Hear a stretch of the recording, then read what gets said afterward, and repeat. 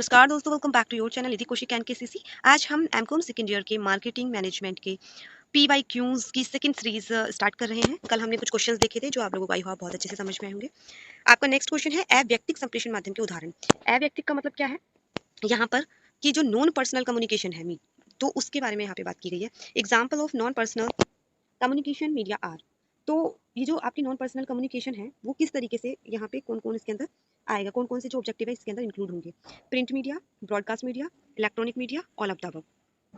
तो यहाँ पर कुल मिला के अगर नॉन पर्सनल की बात करी गई है तो ऑब्वियस सी बात है कि किसी व्यक्तित्व का यहाँ पर जो है प्रेजेंट होना इतना मायने नहीं रखता है। इसीलिए जो नॉन पर्सनल चीज़ है वो प्रिंट है, print media, broadcast, electric media तीनों ही हैं इसके।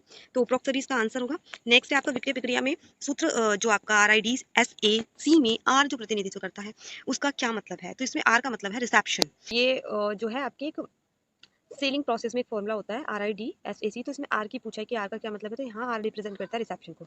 नेक्स्ट क्वेश्चन इज जन संबंध का कौन सा एक तरीका नहीं है, यानी कि पब्लिक से रिलेशंस बनाने का किस कौन सा इनमें से नहीं है? देखो स्पीच के थ्रू आपका पब्लिक इसके अंदर मतलब स्पीच के थ्रू भी करती है। जो पब्लिक रिलेशन है स्पीच के थ्रू भी बनते हैं, सिनेमाज के थ्रू भी, फोटोग्राफी के थ्रू भी, लेकिन पोस्टर्स के थ्रू नहीं होते हैं। फोटोग्राफी के थ्रू हो सकता है, सिनेमाज के थ्रू हो सकता है, स्पीच के थ्रू हो सकता है। तो आपका यहाँ पे क्या नहीं होगा? यहाँ पे आपका पोस्टर नहीं होगा। नेक्स्ट क्वेश्चन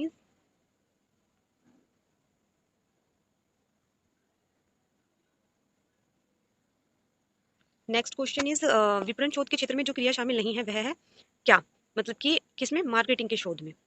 ठीक है, मार्केटिंग रिसर्च में क्या इंक्लूड नहीं है? देखो प्रोडक्ट की रिसर्च इंपॉर्टेंट है, डिस्ट्रीब्यूशन इंपॉर्टेंट है, प्राइसिंग रिसर्च इंपॉर्टेंट है, बट विज्ञापन करना, एडवर्टाइज करना इसके अंदर रिसर्च में शामिल नहीं होता। क्योंकि रिसर्च के टाइम पे तुम एडवर्टाइज कैसे कर सकते हो भाई?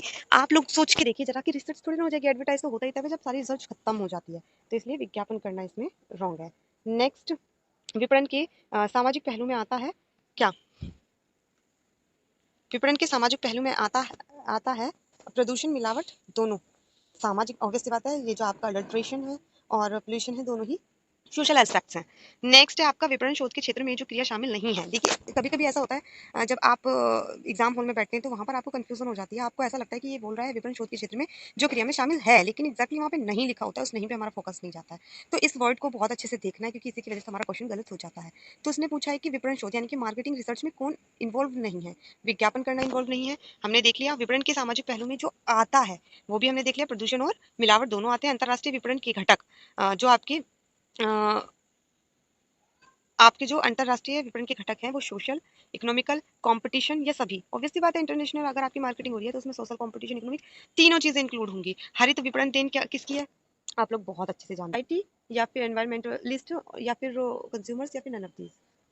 तो यहाँ पे पर्यावरणवादी ही तो हरित मतलब देखिए ज्यादातर जो आपकी जितनी भी हरित या ग्रीनरी से रिलेटेड चीजें होती हैं वो सब कौन? एनवायरमेंटलिस्ट देखते हैं। तो इसमें एनवायरमेंटलिस्ट जो है वो आपकी ये जो हरित विपणन है आपका वो एनवायरमेंटलिस्ट की देन है। तो यहाँ पे ये हो गया। नेक्स्ट क्वेश्चन आता है आपका कि ग्रामीण विपणन की निम्न में से कौन सी एक समस्या नहीं है?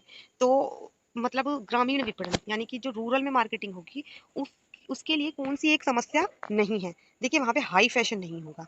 देखो रूरल लैंग्वेज है वो तो होगी ही, लो पर कैपिटा इनकम है ऑब्वियसली होगी, और साक्षरता का निम्न स्तर, लो लेवल ऑफ लिटरेसी। देखिए शहर से ज्यादा ग्रामीण क्षेत्र में थोड़ा लेवल लो ही होता है, तो ये भी होगा ही। हाई फैशन ये इंक्लूड इसके अंदर बिल्कुल भी नहीं होगा।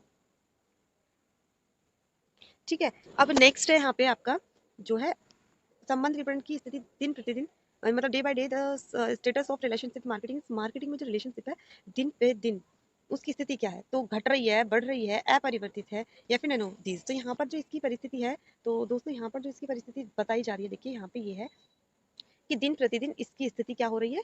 बढ़ रही है। रिलेशंस मार्केटिंग के बढ़ ही तो रहे हैं, तो इसका ये हो जाएगा। नेक्स्ट है आपका सामाजिक विपणन का उदाहरण है। क्या है सामाजिक विपणन का उदाहरण? भ्रष्टाचार से मुक्त समाज के लिए आंदोलन शुरू करना, एक होटल शुरू करना, एक ट्रैवल एजेंसी शुरू करना, एक मॉल स्टॉक खोलना। तो इसके अंदर आपका है भ्रष्टाचार से मुक्त समाज के लिए आंदोलन शुरू करना, यानी कि जो start the movement of corruption less society. Okay, next है आपका विपणन प्रबंध के समक्ष नेक्स्ट है आपका विपणन प्रबंध के समक्ष वर्तमान वर्तमान की सबसे बड़ी चुनौती है। तो क्या है चुनौती सबसे बड़ी? To sell their products on brands. अपने उत्पाद या फिर अपने ब्रांड को बेचना ही सबसे बड़ी चुनौती है। आपने प्रोडक्ट बना बना के रख लिया है, अब बिक नहीं रहे हैं, कैसे करोगे? नहीं कैसे करोगे अगर बिक नहीं रहे हैं? तो सबसे पहली चीज क्या है आपके यहाँ पे? To sell their products brands. ठीक है, तो नेक्स्ट क्वेश्चन क्या हो जाएगा आपका, वह तत्व शक्तियां जो कि प्रत्यक्ष रूप से कंपनी की बाजार संचालन क्षमता को प्रभावित करती हैं, एज मतलब वो factors forces which directly affect the market operations ability of the company are. तो ऑब्वियसली बात है, कंट्रोलेबल होनी चाहिए। देखिए, प्रत्यक्ष जो शक्तियां प्रत्यक्ष रूप से कंपनी की बाजार में संचालन की क्षमता को इफेक्ट करती हैं, वो कंट्रोलेबल योग्य हैं, यानी कि कंट्रोलेबल हैं, वो नियंत्रण योग्य हैं। तो इसका यहाँ पे ठीक हो जाएगा। और वह तत्व शक्तियां जो कि अप्रत्यक्ष रूप से कंपनी की बाजार संचालन क्षमता को प्रभावित करती हैं, देखिए बाजार क्षमता को प्रभावित करती हैं, अनियंत्रित योग्यता योग्य है। और जो कंपनी के बाजार संचालन क्षमता को प्रत्यक्ष रूप से करती हैं वो है नियंत्रण योग्य, और जो अप्रत्यक्ष रूप से करती हैं वो है अनियंत्रित योग्य। तो कुल मिलाकर के यहाँ पे दोनों में कंफ्यूजन क्लियर हो जाना चाहिए आप लोगों का, कि जो आपके यहाँ पे कंपनी के बाजार जो प्रत्यक्ष रूप से कर रहे हैं वो नियंत्रण योग्य है, और जो अप्रत्यक्ष रूप से कर रहे हैं वो अनियंत्रित योग्य है। क्वेश्चन नंबर 30, निम्नलिखित में से कौन सी विपणन रीति नीति को अपनाना उपयोगी होगा यदि फर्म के पास सीमित संसाधन है। तो देखिए, भेदभावहीन विपणन, एक बात समझ लीजिए, क्या भेदभावहीन विपणन रीति नीति अपना के कुछ हो सकता है? नो। वेदित विपणन रीति नीति, संकेंद्रित विपणन रीति नीति, यानी कि concentrated marketing strategy, it is right answer. तो आपका यहाँ पर ये ठीक हो जाता है आंसर। ठीक है, कि कॉन्सेंट्रेटेड मार्केटिंग स्ट्रैटेजी।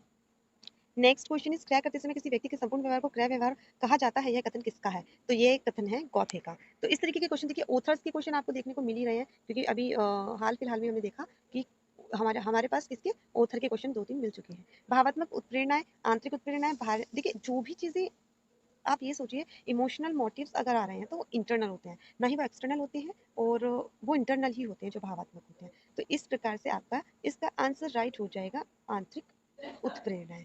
अगर आपको ये वीडियो हेल्पफुल लगी हो तो आप चैनल को लाइक शेयर एंड सब्सक्राइब कर सकते हैं। Thanks for watching.